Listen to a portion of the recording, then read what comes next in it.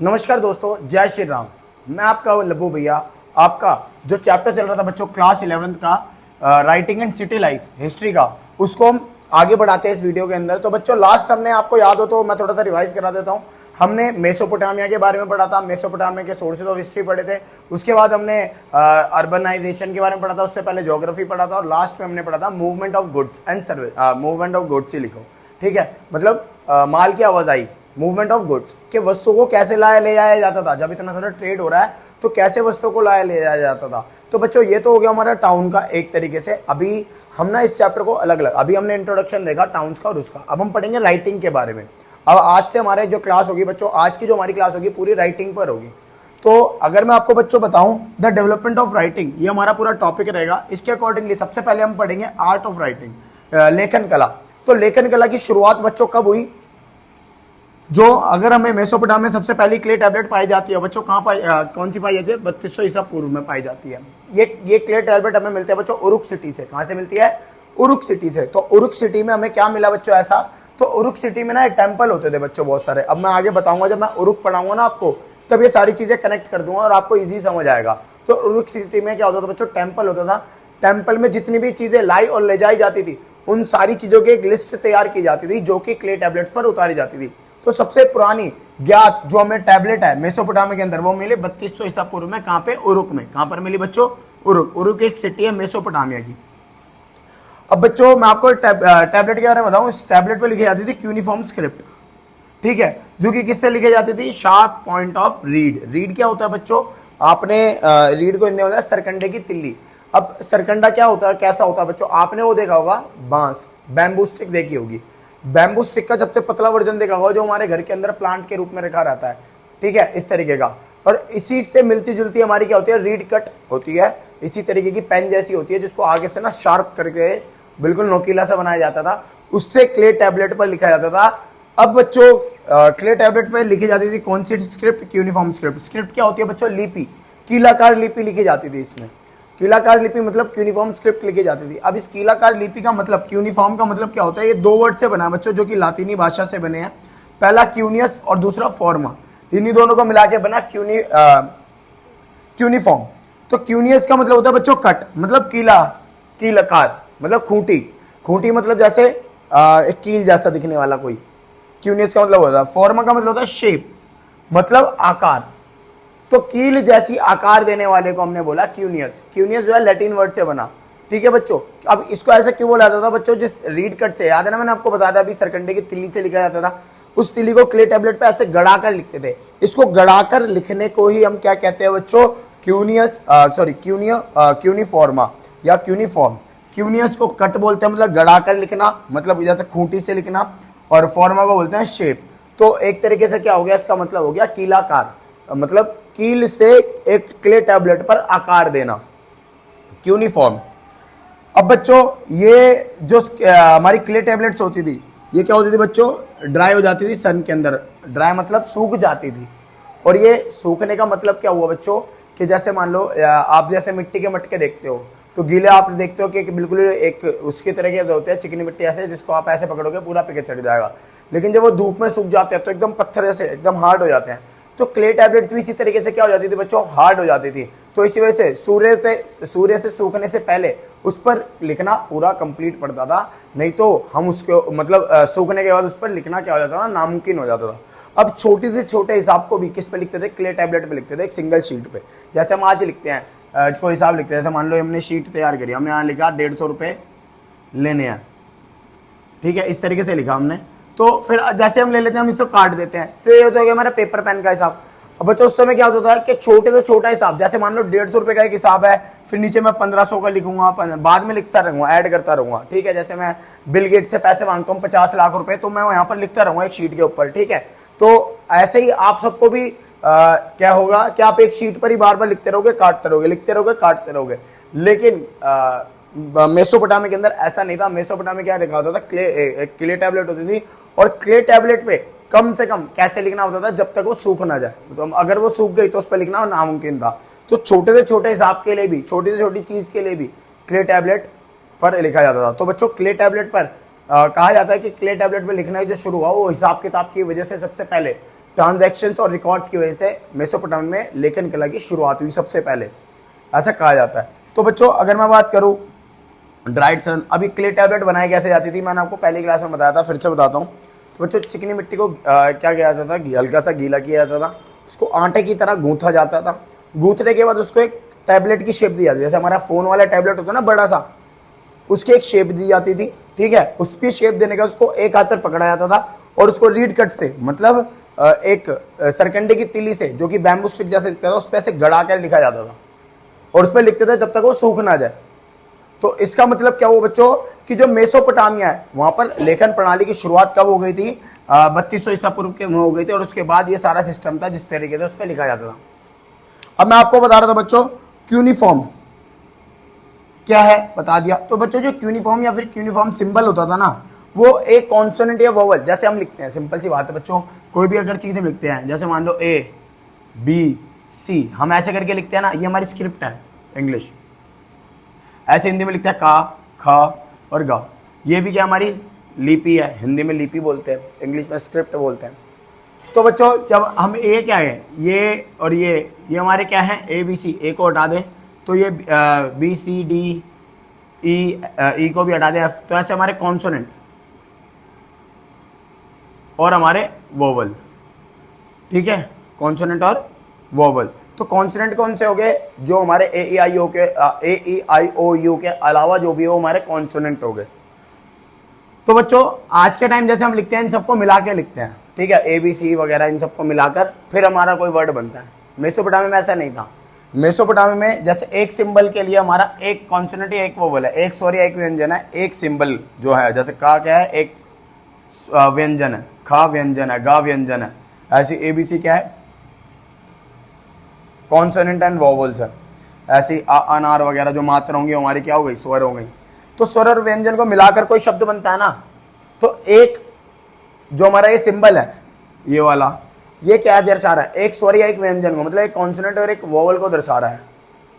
Mesopotamia में ऐसा नहीं था। मेसोपोटामिया क्या करता था, एक सिंबल एक वर्ड को दर्शाता था। किसको दर्शाता था, एक वर्ड को, मतलब क्या ना, uniform symbol used for word, एक शब्द को दिखाता था, ना कि किसी कॉन्सोनेंट और वोवल को। नेक्स्ट देखो बच्चों क्या लिखा है, there were different symbols for different words. बहुत सारे सिंबल्स थे, बहुत सारे वर्ड्स के लिए बहुत सारे सिंबल्स थे। Which scribe had to learn hundreds of, जिस वजह से जो स्क्राइब मतलब लिपिक मतलब उस समय का लिखने वाला, क्लर्क जैसा समझ लो, लिखने वाला, उसको हजारों या सैकड़ों सिंबल्स याद कर, जैसे हमें क्या याद करना, ABCDEFGHIJKLM, इसको मिलाकर फिर हमें वर्ड्स बनाना, उसको उन वर्ड्स को लिखने के लिए क्या करना पड़ेगा, हंड्रेड्स ऑफ सिंबल्स याद करने पड़ेंगे। तो इसका मतलब लिखने का काम मेसोपोटामिया के आसान तो नहीं था बच्चों, बहुत मुश्किल था ना, इतने सारे सिंबल्स, इतनी सारी चीज़ें याद करना, वो भी पर्टिकुलर वर्ड्स के लिए, तो हंड्रेड्स ऑफ वर्ड्स होंगे, हंड्रेड ऑफ वर्ड्स के साथ साथ क्या होंगे, हंड्रेड्स ऑफ सिंबल्स होंगे। इन हंड्रेड्स ऑफ सिंबल्स को लिखना क्या आसान होगा, बिल्कुल आसान नहीं होगा मेरे बच्चों।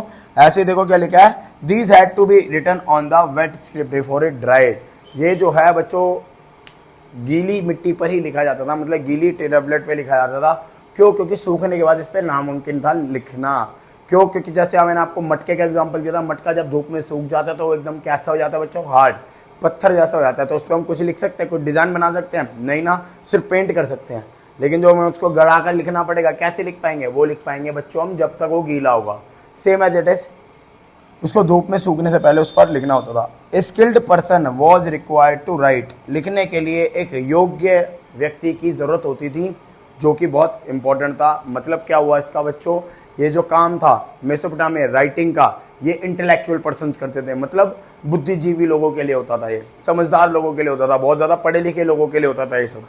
तो ये सारी चीज़ है। तो बच्चों इससे अगर मैं बात करूँ लिटरेसी रेट के, मेसोपोटामिया के अंदर लिटरेसी कैसी थी, साक्षरता कैसी थी, तो बच्चों मेसोपोटामिया में साक्षरता बहुत कम थी, जिसका रीज़न यही है कि वहाँ पर बहुत सारे वर्ड्स थे, वर्ड्स के लिए एक वर्ड के लिए एक सिंबल यूज होता था, जिसकी वजह से बहुत सारे सिंबल्स याद रखने पड़ते थे, सारे सिंबल्स बहुत डिफरेंट दिखते थे, जिस वजह से इन सबको याद करना काफ़ी मुश्किल था। इस वजह से वहाँ पर पढ़े लिखे लोग क्या थे, कम थे।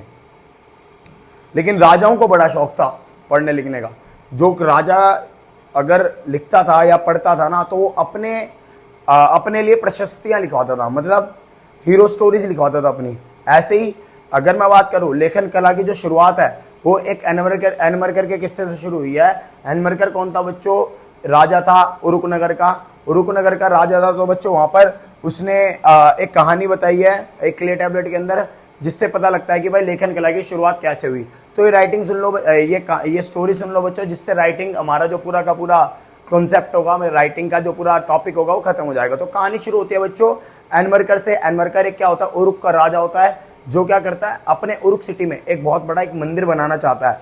मंदिर बनाने के लिए उसको क्या चाहिए? बहुत सारे डिफरेंट हमें क्या चाहिए? एक तरीके से देखा जाए तो बहुत सारे सोने, मेटल्स और बाकी बहुत सारे स्टोन्स को मतलब सजाने के लिए संगमरमर वगैरह ऐसे कई सारे स्टोन्स चाहिए थे। अब मैंने आपको बताया था बच्चों के मिनरल्स यहाँ पर मेसोपोटामिया में बहुत कम थे, तो ये सारी चीजें कहाँ से? बाहर से मंगाई जाती थी। अब ये सारी चीजें बच्चों बाहर से मंगाई जा रही है, तो क्या करेंगे इसका करेंगे बच्चों ऐसे मतलब क्या करेंगे? इसका मंगाएंगे। मंदिर बनाना है, बहुत सुंदर उरुक सिटी बनानी है। तो इसके लिए क्या करा बच्चों? एनमरकर ने अपने एक दूत को भेजा एक दूर देश जिसका नाम था अरट्टा। अरट्टा में उसने उसको भेजा अपने दूत को, जहाँ पर वहाँ पर जाकर वो क्या करेगा? बहुत सारे रत्न वगैरह या फिर बहुत सारा सोना चांदी वगैरह लेकर आएगा। तो बच्चों जब वो वहाँ पर गया तो जाने का रास्ता बहुत कठिन था। जैसे बताया जाता हीरोइज्म को लेकर बेसिस पे, वीरता के आधार पर वो कहानी सुनाई गई थी कि वो जो दूत था, मतलब जो एम्बेसडर था, उसने बहुत सारे पर्वत श्रृंखलाएं पार करी, बहुत सारी दूर नदियों को पार करके वो पहुंचा अरट्टा। अरट्टा का जो वहाँ का सरदार था, ठीक है, चीफ्टेन था, उसने उसको बोला मतलब एनमरकर के दूत ने उसको बोला कि मेरे को राजा एनमरकर ने भेजा और मेरे को आपसे ये चीज़ें चाहिए जिसके बदले में आप जो चीज़ मांग सकते हो मांग लो। तो क्या हुआ बच्चों? एनमरकर के दूत ने जब ये बात बोली तो वहाँ का जो सरदार था वो उसको समझ नहीं आया कुछ। मतलब कम्युनिकेशन तो हो गया था, बातचीत हो गई थी, तो उसको मतलब ये डील समझ नहीं आई कि करनी चाहिए नहीं करनी चाहिए। तो उसने उसको जो एनमरकर का एम्बेसडर था, दूत था, उसको वापस भेज दिया और वो चला गया अपने मतलब एनमरकर के पास वापस। एनमरकर सोच में पड़ गया, यार मेरे को, मैं इतना बड़ा राजा, उरुक उस समय अच्छी खासी सिटी थी, इतना बड़ा सिटी थी और इतना एनमरकर का इतना नाम था कि भाई मेरे को मना कैसे कर दिया। तो एनमरकर ने सोच विचार किया। सोच विचार करने के लिए एनमरकर ने क्या करा बच्चों? एक चिकनी मिट्टी ली, उसको गूंथ के उसका टैबलेट बनाया। टैबलेट पे उसने एक लेटर लिखा ट्रांजैक्शंस के अकॉर्डिंगली कि भाई मेरे को ये चीज़ें चाहिए, मेरे को दे दो। उस क्ले टैबलेट के लेटर के बेसिस पे जो उसका दूत था वापस गया अरट्टा। अरट्टा में जब वो पहुंचा तो उसने क्या देखा कि वहाँ के जो लोग हैं, मतलब वहाँ का जो सरदार था, जब उसने देखा कि मैं वापस आया हूँ, तो सरदार एकदम से बोला कि तुम वापस क्यों आए हो? तुम्हारा तो कोई काम नहीं, अब हो गया काम, हमने मना कर दिया तुम्हें, कोई भी ट्रेड नहीं करेंगे हम आपसे, कोई भी व्यापार नहीं करेंगे। तो बच्चों जो एनमरकर का जो दूत था उरुक के राजा का, उसने वो क्ले टैबलेट्स को भेंट की और उसमें दिखाया कि भाई ये चीज़ ऐसे ऐसे चीज़ें हमारे राजा ने आपसे मंगाई है। तो राजा जो था बच्चों वहाँ का अरट्टा का, उसने वो देखी क्ले टैबलेट, उसको बहुत सुंदर लगी, इतनी सुंदर लगी कि वो काफ़ी इंप्रेस हो गया उससे, और जिससे क्या हुआ, वो ट्रेड करने का तैयार हो गया, व्यापार करने का तैयार हो गया और सारी चीज़ें उसको दे दी। तो व्यापार की जो सबसे पहली स्टोरी है वो एनमरकर से जुड़ी है। इस पूरी कहानी का सार ये है, एनमरकर ने ही सबसे पहले ट्रेड करना शुरू किया। ये क्ले टैबलेट के थ्रू पता लगता है, बाकी हमें कुछ क्लियर नहीं कह सकते कि किस तरीके से हुआ, लेकिन एक क्ले टैबलेट में इस तरीके की स्टोरी मिली जिससे हमें पता लगता है कि एनमरकर के द्वारा ही सबसे पहला व्यापारिक गतिविधि हुई और सबसे पहली बार लेखन कला की शुरुआत हुई। दोस्तों हमारा नेक्स्ट टॉपिक है the types of cities of Mesopotamia. तो बच्चों मेसोपोटामिया में 3 तरीके की सिटीज़ हैं। मेसोपोटामिया में 3 तरीके की सिटीज होती है। एक वो जो मंदिरों के आसपास विकसित हुई, cities that developed around temples. दूसरी सेंटर्स ऑफ ट्रेड के रूप में उभरी, मतलब cities that developed as centres of trade. तीसरा इंपीरियल सिटीज या फिर रॉयल सिटीज। तीनों फर्क बता दो बच्चों। मंदिरों के आसपास बसने वाले जो नगर थे उनको एक इस तरीके के, दूसरे जो व्यापारिक केंद्र के रूप में सामने आए वो, और तीसरे रॉयल, मतलब एक तरीके से कैपिटल बेसिस पे या फिर कैपिटल मतलब राजधानी के आधार पर, मतलब देश की एक राजधानी होती है वैसे, जैसे एक बड़ा सा एरिया होता है जहाँ पर सारे अमीर लोग, मंत्री वगैरह ये सभी लोग रहते हैं, ऐसे एरिया को हम बोलते हैं रॉयल सिटीज़ या फिर इंपीरियल सिटीज़। तो ये 3 तरीके की सिटीज़ होती थी मेसोपोटामिया के अंदर। अब टेम्पल्स ऑफ मेसोपोटामिया के बारे में बात करूँ, मेसोपोटामिया में मंदिर कैसे थे? क्योंकि बच्चों में यही पढ़ेंगे अब, टेम्पल्स, सेंटर्स ऑफ ट्रेड और ये रॉयल सिटीज़ हमारी, इन तीनों सिटीज़। जैसे टेम्पल्स वाला जो एग्जांपल है हमारे पास, ओरो क्या है, स्टेट सेंटर वाला ओरो है, और रॉयल सिटीज़ वाला मारी है। अब टाइप्स ऑफ मेसोपोटामिया के बारे में अगर मैं पढ़ूँ तो कुछ शुरुआत के जो मंदिर थे मेसोपोटामिया के अंदर, वो एक छोटा सा गर्भगृह जैसा होता था, मतलब एक छोटा सा रूम जैसा होता था, और समय के साथ वो जो टेम्पल्स थे बड़े होते गए। अब मंदिर जो होते थे बच्चों आम घरों की तरह होते थे, ऑर्डिनरी हाउसेस की तरह होते थे, जैसे बीच में बरामदा और चारों तरफ कमरे, ऐसे होते हैं ना हमारे घर, बीच में हॉल होता है और चारों तरफ क्या होता है, कमरे होते हैं, बीच में कोर्टयार्ड और अराउंड क्या होते हैं, रूम्स होते हैं। मंदिरों को इसी तरीके से बनाया गया था। आज भी भारत में कई सारे ऐसे मंदिर हैं जहाँ पर बीच में एक आंगन होता है और चारों तरफ भगवानों के कमरे होते हैं। अब ये जो ऑर्डिनरी हाउसेस की तरह क्यों बनाया जाता था, क्योंकि जो मंदिर है बच्चों वो भगवानों का घर माना जाता था, देवताओं का घर माना जाता था, जिस आधार पर मंदिरों को भी किस तरीके से बनाया जाता था, घरों की तरह, आम घरों की तरह बनाया जाता था। डिफरेंस सिर्फ एक था बच्चों आम घरों में और मंदिरों में, उनकी बाहरी दीवार, आउटर वॉल्स। अब आउटर वॉल्स थी क्या होती थी, कर्व्ड होती थी, इनवर्ड एंड आउटवर्ड, अंदर और बाहर की तरफ मुड़ी हुई होती थी। जैसे मान लो बच्चों जो बाहर की दीवारें होती है ऐसे सीधी होती है ना, ट्रायंगुलर शेप, वो ऐसे नहीं थी। जैसे मान लो ये सीधी गई फिर अंदर मुड़ी, फिर सीधी बाहर गई फिर अंदर मुड़ी, फिर बाहर गई अंदर, तो कुछ बराबर इंटरवल्स पे ऐसे यहाँ पे।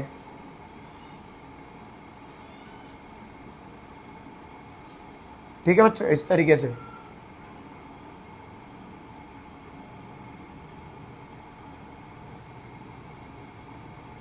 इस तरीके से पूरा टेम्पल की आउटर वॉल होती थी, बाहर की भारी दीवार जो होती थी, और बीच में होता था यहाँ पर टेम्पल। ठीक है, और बाहर की दीवार अंदर की तरफ और बाहर की तरफ क्या होती थी, कर्व्ड होती थी, मुड़ी हुई होती थी। ये सिर्फ एक फर्क था। जो मंदिर होता था बच्चों रॉ ब्रिक से बनाया जाता था, कच्ची ईंटों से। बाद में चलकर इसके ऊपर और भी ज़्यादा पैसा खर्च करने लगे लोग, अपने मंदिरों पर बहुत ज़्यादा दान दक्षिणा देने लगे, ये सारी चीज़। अब ऐसी बच्चों एग्जाम्पल है एक और कौन है, गॉड ऑफ मून, चंद्र देवता उस समय के, मतलब मेसोपोटामिया सभ्यता में। और इनाना कौन थी, goddess of love and war. ठीक है, युद्ध और मतलब प्रेम और युद्ध की देवी थी, कौन, इनाना। और पहले कौन, और गॉड ऑफ मून, ये उस समय के मुख्य देवता थे मेसोपोटामिया के। तो दोस्तों हमारा नेक्स्ट टॉपिक है डाइटी वर्शिप। डाइटी वर्शिप का मतलब देवता की पूजा। तो देवता की पूजा मेसोपोटामिया में किस प्रकार की जाती थी बच्चों, तो जो डाइटी थे, मतलब जो देवता थे, वो सेंटर पॉइंट ऑफ वर्शिप थे, मतलब यही पूजा का केंद्र थे।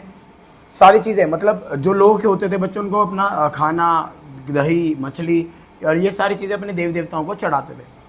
अब जो वर्शिपेबल डाइटी होता था वो एक तरीके से क्या कंसिडर किया था, लॉर्ड ऑफ, मतलब उनके प्रोडक्शन का मालिक। चाहे वो क्या करते हो, फील्ड्स मतलब खेती करते हो, फिशिंग करते हो, ग्राउंड्स, या फिर लाइवली स्टॉक, मतलब कुछ भी चीज़ें करते हो, वो अपने प्रोडक्शन में, अपने चीज़ में वो क्या करने लगे, अपने वर्शिपेबल डाइटी को, मतलब अपने आराध्य देवता को क्या मानने लगे, theoretically consider to be the lord of the lord मतलब मालिक मानने लगे उन सारी चीज़ों का। किसको, अपने देवता को। अब ये सारी चीज़ें होती गई बच्चों, जब वो अपने अब ये सबसे पहले तो उन्होंने क्या करा कि सेंटर पॉइंट ऑफ वर्शिप, पहले से पूजा करते, फिर धीरे धीरे क्या करा उन्होंने अपने से जुड़ी हुई चीज़ें उनसे मतलब चढ़ानी शुरू कर दी। फिर धीरे धीरे उनको लगा कि भाई जो हमारे देवता हैं वो क्या है, मालिक हैं, किसके, हमारी चीज़ों के, मतलब जिस भी चीज़ से वो कमा रहे हैं, चाहे फिशिंग कर रहे हैं, चाहे खेती कर रहे हैं, चाहे लाइवली स्टॉक, मतलब कुछ भी काम कर रहे हैं, प्रोडक्शन कर रहे हैं, कैसी भी चीज़ कर रहे हैं, उन सब चीज़ों का मालिक वो किसको मानने लग गए थे, अपने वर्शिपेबल गॉड्स को, मतलब अपने आराध्य देवता को। फिर धीरे धीरे क्या हुआ बच्चों, टाइम के साथ मंदिरों को क्या बना दिया गया, एक manufacture, produce in the manufacture goods, मतलब मंदिरों के आसपास ही यही सारी चीज़ें, मतलब एक तरीके से देखा जाए तो उत्पादन और विनिर्माण होने लगा हर एक चीज़, जैसे ऑयल निकालना, तेल बनाना, ग्राइंडिंग ग्रेन्स, अनाज पीसना, spinning and weaving woollen clothes. ठीक है, जो कपड़े थे उनको, उनकी बुनाई और उनकी सिलाई करना, ये सारी चीज़ें कहाँ होने लगी, टेम्पल्स के पास होने लगी। क्यों, क्योंकि वो अपने हर एक प्रोडक्शन का जो मालिक था वो किसको मानने लगे, गॉड्स को मानने लगे।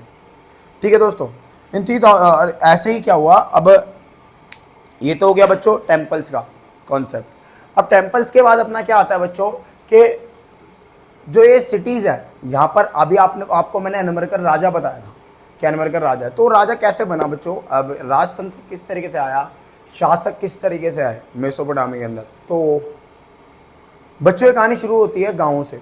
तो गाँव के अंदर क्या होता है कि मेसोपोटामिया जो है बच्चों, मैंने बताया था आपको, ये यूफ्रेट्स और टिग्रिस रिवर्स के पास, और इस तरीके के टीले बने हुए हैं जो कि कहाँ पर है, अपने उरुक वगैरह सब ऐसे बने हैं, ऐसे करके टीले बने हैं।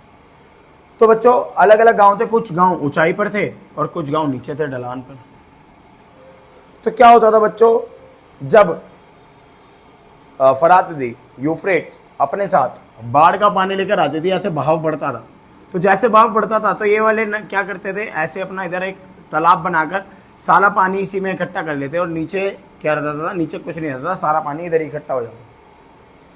तो आगे की तरफ मतलब जो डाउन स्ट्रीम, जो यहाँ के लोग हैं, इधर के इनके पास पानी नहीं जा रहा, इसने पहले रोक लिया, इसने इधर रोक लिया, नीचे जो रहते थे इधर की तरफ उनके पास पानी नहीं गया। तो ये क्या करते थे बच्चों, जब पानी नहीं गया तो सारी चीज़ें, तो बच्चों पानी की तो बहुत ज़्यादा इंपॉर्टेंट है लोगों के लिए, खेती भी हो रही है, अपने जीवन जीने के लिए भी काफ़ी ज़्यादा जरूरी होता है। तो ये लोग क्या करते थे, परेशान हो जाते थे। तो कब तक परेशान रहेंगे, तो ये क्या करते थे, इनसे युद्ध करते थे। ऐसे क्या हुआ, गाँव के जो लोग थे इनको एक युद्ध के लिए नेता चाहिए था, तो जो ऐसे ही इन्होंने नेता को क्या बनाया, सरदार बनाना शुरू किया गाँव का। तो ऐसे गाँव के सरदार बने। ये सरदार दूसरे गाँव से लड़ते थे, वहाँ के संसाधन, वहाँ के लोगों को गुलाम बना कर ले आते थे और अपने इधर रखते थे। ऐसे धीरे धीरे ये गांव, वो गांव, बाकी के गांव को पर कब्जा करके एक पूरा का पूरा एक नगर बना लिया, एक पूरा मतलब एरिया बना लिया, जिस पर उसके मतलब जो जीतता, जो विजित नेता था, वो वहाँ का क्या बन गया बच्चों, राजा बन गया। ऐसे ही धीरे धीरे राजतंत्र की शुरुआत हुई।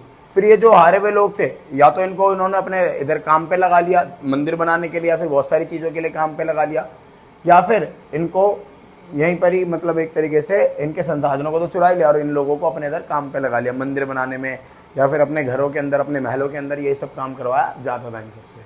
तो बच्चों इस तरीके से शुरू हुआ हमारा यहाँ पर मोनार्की, मतलब राजतंत्र की शुरुआत हुई।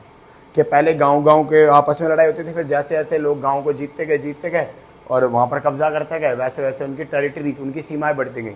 और सीमा बढ़ने पर एक जब पूरी पर्टिकुलर चीज़ें हो गई, बाउंड्रीज बन गई, वहाँ का एक राजतंत्र मतलब वहाँ का पूरा सिस्टम तैयार हो गया, मंत्री बन गए, सारी चीज़ें हो गई, तो यहाँ से क्या हुआ, पूरा एक साम्राज्य तैयार हुआ मेसोपोटामिया के अंदर। ऐसे ही अब ऐसे एक साम्राज्य था बच्चों, कौन सा, उरुक। 3000 ईसा पूर्व में उरुक जो था बच्चों कितना था, 250 हेक्टेयर में फैला हुआ था। उस समय भी वो मोहनजोदाड़ो, जिसको बोलते हैं मोहनजोदड़ो हिंदी में और मोहनजोदाड़ो इंग्लिश में, ये उसका डबल था। मोहनजोदारो का क्या था, डबल। मोहनजोदारो क्या है, इंडस वैली सिविलाइजेशन, भारत की जो सबसे पुरानी सिविलाइजेशन है, उसका एक नगर था मोहनजोदारो। उससे भी क्या था बच्चों, ये डबल था, ये 250 हेक्टेयर में। ऐसे ही मैंने बताया था ना, टाइम बढ़ता गया, ऐसे ही 200 साल बाद 2800 BCE में क्या हुआ, ये हो गया 400 हेक्टेयर, मतलब बढ़ गया।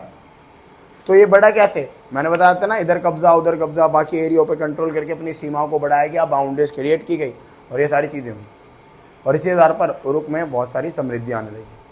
अब हारे हुए, मैंने बताया था, जो हारे हुए नगर या फिर हारे हुए जो गांव होते थे, वहाँ उनके लोगों को गुलाम बनाया जाता था, गुलाम बनाकर मंदिर बनवाए जाते थे। तो ऐसे ही बच्चों मंदिर बनाने का काम उरुक में शुरू हुआ। मंदिर बनाए गए कई सारे, जिसका हमने अभी पढ़ा भी था। ठीक है बच्चों। अब उरुक सिटी जो थी बच्चों, उसकी इंपॉर्टेंस थी टेम्पल्स को लेकर। जैसे हमने थ्री टाइप्स की सिटीज़ पढ़ी थी ना, जिसमें सबसे पहले थी हमारी temples, cities were developed around temples, वह नगर जो मंदिरों के आसपास विकसित हुए। तो वो हमारा पहला था जिसको हमने अभी पढ़ा, मंदिरों के आसपास विकसित हुआ नगर उरुक। ये इसका एक्सपेंशन इसी आधार पर हुआ। ठीक है बच्चों। ठीक है दोस्तों, इस टॉपिक के साथ इस वीडियो को एंड करते हैं। होप आप सबको ढंग से समझ आया होगा। जिसको समझ ना आया हो वो कमेंट सेक्शन में हमसे पूछ सकता है सारे डाउट्स। यही नहीं कि सिर्फ आप 11th क्लास की हिस्ट्री से आप 9, 10 जो भी मैं सब्जेक्ट आपको सबको पढ़ाता हूँ उसमें से आप कोई भी डाउट पूछ सकते हैं। हालांकि आपको पता होगा कि रेगुलर एसएससी की इंग्लिश की क्लासेस अभी डल रही हैं, धीरे धीरे इसमें इंग्लिश भी डालेंगे और भी बहुत सारे। अगर आपको एसएससी या गवर्नमेंट जॉब से रिलेटेड कोई सवाल हो या फिर कोई भी अगर टॉपिक हो या फिर कोई भी डाउट हो, वो आप कमेंट सेक्शन में पूछ सकते हैं। जब तक के लिए धन्यवाद। मिलते हैं हम आपसे नेक्स्ट वीडियो में। और हमारी वीडियो को शेयर करना, लाइक करना और चैनल को सब्सक्राइब करना बिल्कुल ना भूलें और हमारे चैनल को आगे बढ़ाते रहें।